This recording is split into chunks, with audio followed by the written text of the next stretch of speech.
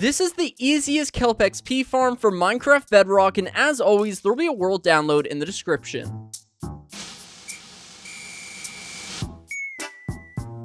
Alright, the first thing we need to do is find out where our chunk border is, because this farm needs to be built inside of a single chunk or it won't work. So in order to do that, you need to find a set of coordinates that are divisible by 16. So right here, -384 and -80 are both divisible by 16, meaning that this is the corner of a chunk, or a chunk border. We're then going to go ahead and place down a sunflower here, and because sunflowers always point east, we're able to know that the chunk goes in this direction and in this direction, so to the front of the sunflower and to the right of the sunflower. After finding out where your chunk border is, we're going to build 8 blocks over from this block, so 1, 2, 3, 4, 5, 6, 7, and 8, and then 2 blocks up, 1 and 2. Go ahead and place down a block here, then we're going to grab a redstone repeater and point it away from the edge of the chunk. We're then going to place down a redstone torch on this side of the block, a block on top of that redstone torch, a redstone dust, and then another block right here. And that's going to create a redstone clock, and this is actually how we're going to be powering the farm. We're then going to go ahead and place down a lever on this block right here, or the front of the farm.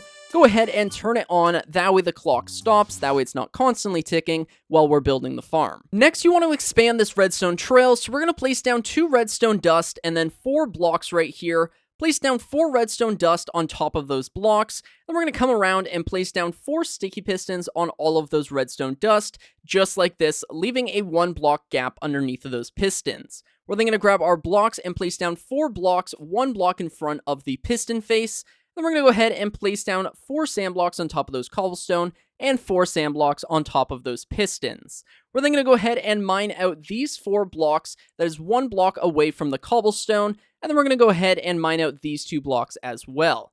Go ahead and place down a double chest right here, and then run 4 hoppers into that chest. Then we're going to place down our smokers on top of those hoppers, and then we're going to run hoppers into the backs of these smokers now, just like this, going across. We're going to do the same thing on top of the smokers, just like so. We're going to place down 2 double chests going across this bottom set of hoppers like this. Then we're going to go ahead and place down 4 double chests going across each and every one of these top hoppers, and then run hoppers into each of these chests. Now I'm going to quickly explain what this is doing. These hoppers are going to collect the kelp, put them inside of these double chests, which is going to feed it into the smokers. These double chests are actually for your fuel, and then this chest is going to spit out all of the dried kelp. The next thing you want to do is place down 2 blocks on top of each of these pistons, and then we're going to place down 4 pistons in a line with the piston faces pointing towards the sand. We're then going to grab our blocks, and we're going to build over 4 blocks from this sticky piston, so 1, 2, 3, and 4. And we're just going to go all the way up to the same level as this piston up here. We're going to do the same thing on this side, 1, 2, 3, 4, and do the same thing, just build all the way up to that piston layer. And when it's all said and done, we're going to thread down another layer of blocks going all the way around on the top. So it should look like this when you're done.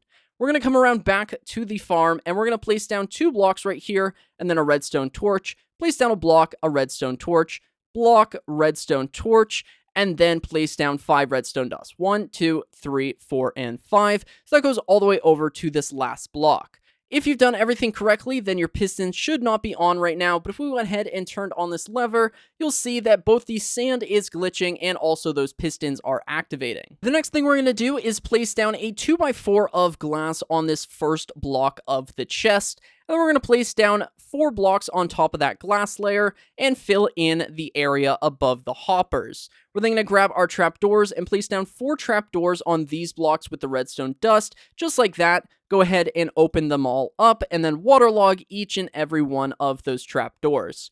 Go ahead and place down your kelp now, and that is the entire kelp XP farm completely done.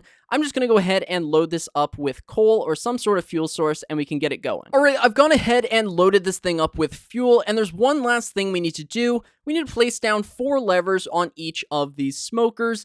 That way, after we've been using this thing for like 8 hours, we can go ahead and lock the smoker, collect the XP, and then we can go on our merry way. The main reason why you would build this is so that you can get dried kelp blocks for a really awesome fuel source. XP is kind of just the bonus here. But as you can see, when we go ahead and turn this lever on, we are automatically zero ticking that kelp. If you look in these chests, you can see it popping through. All of these smokers are cooking up. I went ahead and threw dry kelp blocks as the fuel source, and that is the awesome thing about this. We are generating dried kelp faster than we are burning it, meaning that we have an infinite fuel source right here, and dried kelp is a really awesome fuel source because it allows you to smelt up to, I believe, 18 items. Alright, that is going to do it for today's video. Hopefully you guys enjoyed this one. If you did, then be sure to subscribe and leave a like. If you haven't already, go ahead and check out my second channel. It really would mean the world to me. With that said though, my name is 1UpMC, and I will catch you guys in the next one. Also, a really super important note, when you leave your world, make sure to turn off your farm. If I just exited the world like this, there's a really good chance that my farm would break. So it's super important that you turn it off before you leave the world, or before you leave the area.